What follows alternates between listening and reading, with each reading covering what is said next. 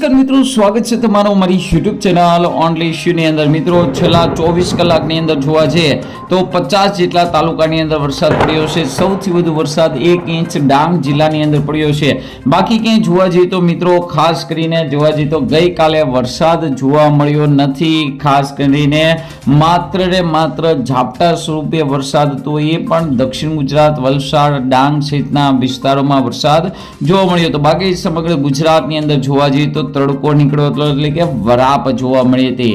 ખાસ કરીને જોવા જઈએ તો હજુ પણ ગુજરાતના ઘણા ખરા એવા વિસ્તારો છે ત્યાં વાવણી નથી થઈ, એટલે કે વરસાદની ખૂબ જ ઘટ છે। આમ તો જોવા જઈએ તો ગુજરાતની અંદર અત્યાર સુધી 60% વરસાદ પડી ગયો, જેમાંથી દક્ષિણ ગુજરાતની અંદર 90% વરસાદ પડ્યો, સૌરાષ્ટ્રની અંદર જોવા જઈએ તો 54% વરસાદ, ઉત્તર ગુજરાત અને મધ્ય ગુજરાતમાં 60% વરસાદ, જ્યારે કચ્છની અંદર 30% જ માત્ર વરસાદ પડ્યો છે, જેમાં દ્વારકા અને જામનગર છે, પોરબંદર છે, આ વિસ્તારોની અંદર વરસાદની ખૂબ જ ઘટ જોવા મળી રહી છે। હવે અહીંયા તમે જોઈ શકો છો ધીમે ધીમે સિસ્ટમ છે ગુજરાત તરફ ફરી એક વખત બંગાળની ખાડીમાંથી ભેજ આવી રહ્યો છે, જેને લઈને અંબાલાલ પટેલ દ્વારા વરસાદને લઈને મોટી આગાહી કરવામાં આવી છે।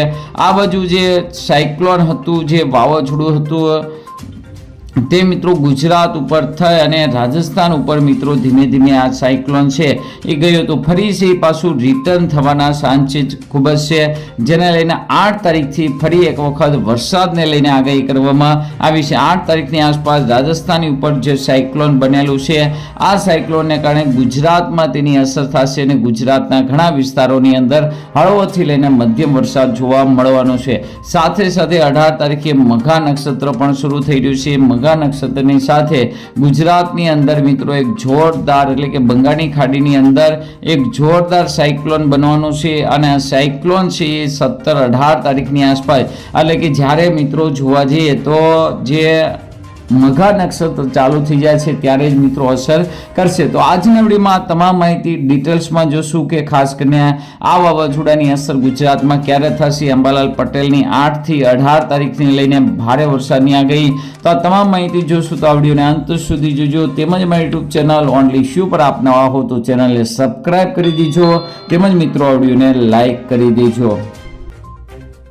તો એમાં મિત્રો ખાસ કરીને આઇકોન મોડલ પ્રમાણે આપણે જોવા જઈએ તો ગુજરાત સહિત મિત્રો આ જે ભાગ છે રાજસ્થાન, મધ્યપ્રદેશ, મહારાષ્ટ્રનો ભાગ છે, આ તમામ વિસ્તાર હાલ મિત્રો કોરો ધાકોડ છે, એટલે કે હાલ આ વિસ્તારમાં વરાપ જોવા મળી રહી છે, પણ તો આ વરાપ છે એ ઝાઝો સમય નથી ચાલવાની। ટૂંક સમયની અંદર જ ગુજરાતની અંદર ફરી એક વખત મેઘ મહેર થવાની છે। અહીંયા તમે જોઈ શકો છો રાજસ્થાન ઉપર અને દિલ્હી ઉપર મંડરાયેલી સાયક્લોનિક સિસ્ટમને કારણે ગુજરાતની અંદર વાદળોનો મોટો સમૂહ છે, જેને લઈને ધીમી ધારે અમુક વિસ્તારમાં હળવો તો અમુક વિસ્તારમાં મધ્યમ ભારે વરસાદ પણ જોવા મળવાનો છે। અહીંયા તમે જોઈ શકો છો 8 તારીખથી લઈને 18 તારીખ સુધીની અંદર ગુજરાતના ઘણા ભાગોની અંદર સારામાં સારો વરસાદ જોવા મળવાનો છે। સાથે જ્યારે મિત્રો 10 તારીખની આસપાસ બંગાળની ખાડીની અંદર એક સાયક્લોનિક સિસ્ટમ બનશે, અને આ સાયક્લોનિક સિસ્ટમને કારણે ગુજરાતની અંદર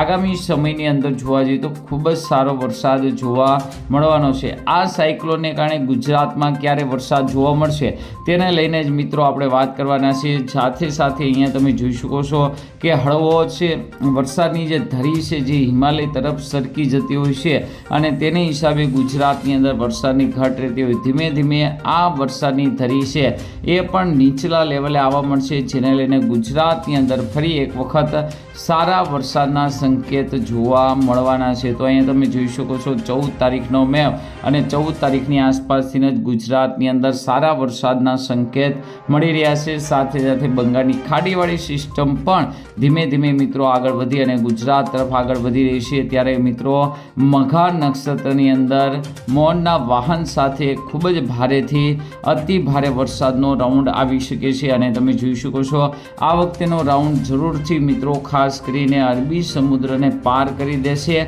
જેને લઈને દરિયાકાંઠાના જે ભાગો છે, જે વિસ્તારમાં વરસાદની હજુ પણ ઘટ છે, એ વિસ્તારની અંદર પણ સારામાં સારો વરસાદ જોવા મળવાનો છે।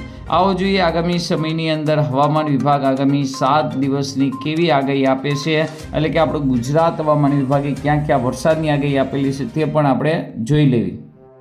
તો અહીંયા તમે જોઈ શકો છો ખાસ કરીને મોન્સૂન ટ્રમ્પ જે અત્યારે હિમાલય તરફ સરકી ગયો છે અને સાયક્લોનિક સિસ્ટમ મિત્રો રાજસ્થાન પંજાબ ઉપર છે, જેને લઈને ગુજરાતમાં સંપૂર્ણ વિરામ છે.